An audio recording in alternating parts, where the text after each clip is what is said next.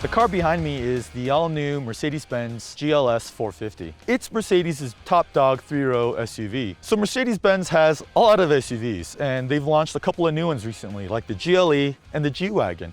Where does the GLS fit amongst those two? Well, the G-Wagon is the off-roadable one. It's the style one. The GLE is the practical one. It's more fuel efficient, it's a little bit smaller, but it has all the features. The GLS has the size and the features all rolled into one. It's a three-row full size, and what that means for Mercedes is full-grown adults can fit in that back row. It's got MBUX, their all-new award-winning infotainment system. It's got EQ Boost, which is like some power-adding crazy thing. It's got 48-volt suspension, because who knew you could have electric suspension? I can't wait to see how all this stuff works, especially the off-road mode. But before we get into it, make sure to subscribe to Edmunds' YouTube channel and check us out on edmunds.com. We're in the GLS 450 right now. That means it's got a 3-liter inline-6 engine that's turbocharged. Nothing too crazy here. But Mercedes is using this technology called EQ Boost, and what that is it uses the 48-volt system to also boost up the engine. Engine-wise, there's two choices. You can get a V8 or an inline-6, and normally you'd think for a car this big, you'd want the V8. But actually, there's some benefits to the inline-6. Obviously, you get a little bit more fuel economy, and because of the EQ Boost system, the 48-volt integrated starter generator, it has a seamless auto start stop, and when you get on the throttle, it gives you a little bit of electric boost along with the turbo. The engine feels a lot sprightlier and a lot torquier than you'd think, and frankly, I don't know if you'd really need the V8. Both the inline-6 and V8 are all-wheel drive and have a 9-speed automatic transmission with flappy paddle shifters. That's really nice when you're going on a long downhill like we are now, so you can kind of like hold the gear, and that way you're not riding the brakes as much. The all-wheel drive system is adaptive, meaning it can send power to the front and rear as you see fit. It's all stuff you don't have to worry about. The computers take care of all that for you. Frankly, you can just hop in this thing, leave it all on auto and comfort mode, and never notice a thing. But for the car enthusiast that kind of knows how to push the right buttons, there is a ton of adjustability for literally everything. There's some hand-me-down technology from the GLE, and frankly, there's nothing wrong with that. One of the big ones is the 48-volt suspension system. Here in the GLS, it's much bigger weight, shows off the capabilities, I think, a little bit better. One of the advantages to the system is curve control. It is crazy. It pumps up the outside shocks when it knows you're in a corner and actually leans the whole car into the turn. If you're seeing what I'm seeing, it looks like you're flying like in a plane or on a motorcycle. It's absolutely surreal to experience initially, but you get used to it, and frankly, you wonder how you drove a car without it. This is the only way to fly. The Mercedes engineers are very specific in mentioning that this new GLS is slipperier through the air than the old GLS. Now, granted, they're both big cars, but the benefit for having this low air resistance isn't so much in high-speed highway driving, it's in wind noise. And frankly, it's a library in here.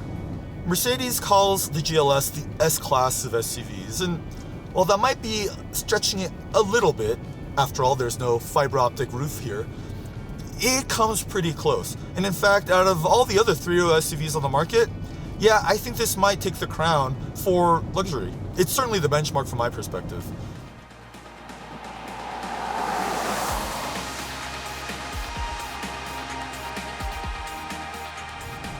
MBUX is a full-featured infotainment system that controls just about every aspect of the GLS. It relies on voice, haptic touchpad, and a touchscreen to control all the functions.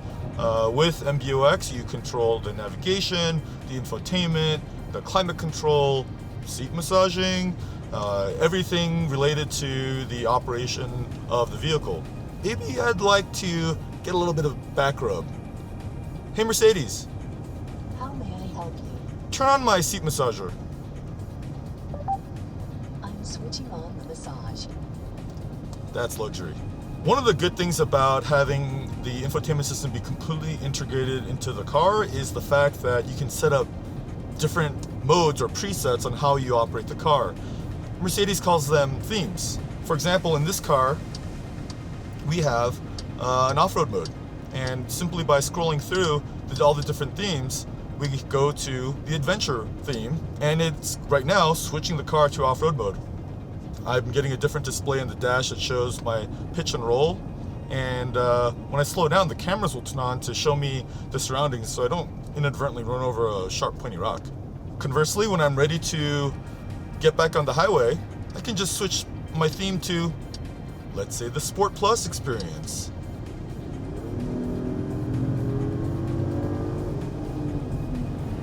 Nice. So what this display is showing you is the active ride control in action. There's a camera overhead that's looking down at the road surface and scanning it and seeing where all the undulations are. And it's preemptively adjusting the active part of the suspension. Other active body control systems have an artificial feeling that kind of messes with your inner ear, but on the GLS, it's absolutely seamless. It just kind of feels like this is the way it's supposed to be. There's a lot going for the GLS, but it's not perfect. You either love MBUX or you hate it. A lot of us love it because it's easy and we understand that there is a lot of technology behind the scenes that MBUX has made very simple. Now, if you don't like technology, you're gonna have a problem with it. The interior of the GLS follows suit with the rest of the Mercedes-Benz product lineup. In fact, a lot of the controls will seem familiar to anyone that's seen any of the newer cars. And that's a good thing. The steering wheel has a lot of controls on it and it looks daunting at first, but it's actually very logically laid out. Cruise control is on one side and the audio and phone stuff is on the other. But we particularly like how the climate control is all hardware based. Now there is a climate control menu for the more advanced functions, but all your general controls that you'll use on an everyday basis fall right to hand. Another good thing about the GLS is a superfluous amount of USB ports. Mercedes says there are 11, but you're gonna need USB-C cables because that's the only thing inside the car. And there's these cool little thumb joggy dial things that you use to swipe and maneuver to navigate the different menus. Overall build quality on the GLS is excellent.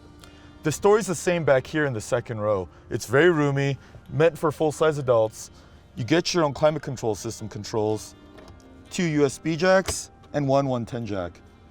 Even in the bench configuration, the second row seats are fully adjustable and they have heating as well.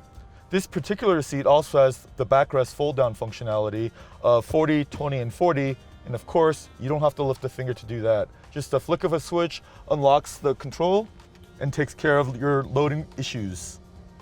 But here in the back row is where the big news is. Mercedes-Benz went on record saying a 6'4" adult male could fit back here. I'm sure they could. I'm 6 foot tall exactly, and I have just enough knee room and of course a ton of headroom. And the seats themselves are very comfortable. I think the one odd thing about it though is this headrest. Normally it's in the down position for visibility, but when it's in the full up position, it's a little bit long and it gets into my shoulder blades a little bit. I guess it's good if you have a little itch back there. But one of the cool touches that Mercedes put in is they made sure that the third row passenger can get in and out all by themselves. Just, of course, one touch of a button and voila. Sure, the insides are nice, the seats are comfy, but true luxury means not having to fiddle with knobs and levers to recline the seats. So Mercedes-Benz gives you the benefit of having one touch full down for all 2 rows.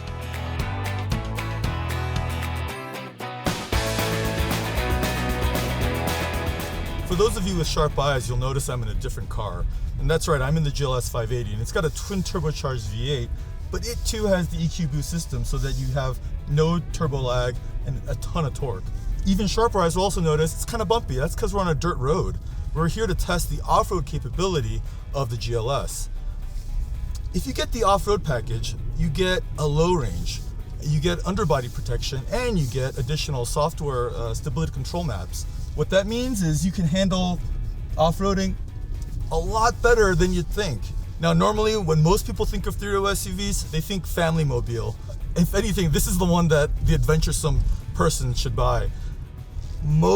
In fact, just about every truck and SUV that has a low range, when you engage it, it locks the center differential, which makes doing tight turns nearly impossible. GLS does something a little bit smarter. It actually unlocks the center differential and yet still has enough clamping force to make sure there's power going to all 4 wheels. What that means to you as the driver and passengers is just a lot more comfortable ride. There's no brakes locking up, there's no odd adverse reactions. The car just simply climbs up the corner. So now we're doing a lot of rutted out driving, and there's a stream going down the path. This kind of terrain is what separates the real off-roadable SUVs from the crossovers. And of course, the GLS has no problems doing any of this because they factored all of this into it.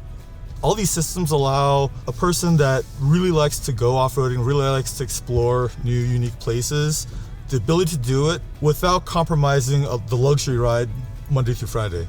So you can wear your business suit to work and then wear your off-roading suit on the weekends.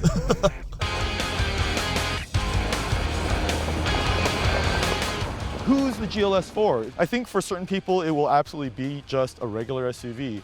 But for the creative-minded, the adventuresome, the GLS presents a lot more functionality, a lot more features than I think a lot of people are going to give it credit for. Yeah, there are other SUVs that are a little bit more off-roadable. The Land Cruiser and the Range Rover immediately spring to mind, but none of them feature the GLS's massive interior space and the MBUX infotainment system, the comfort, the quietness, and of course, the EABC, the electronic active body control system that makes the ride truly like a magic carpet. Yeah, it doesn't have the je ne sais quoi of the S-Class's ultimate luxury, but this thing can go off-road, man. S-Class can't do that. Do you like off-roading? Do you like luxury cars? If you want to see more videos like this, be sure to subscribe to edmunds.com.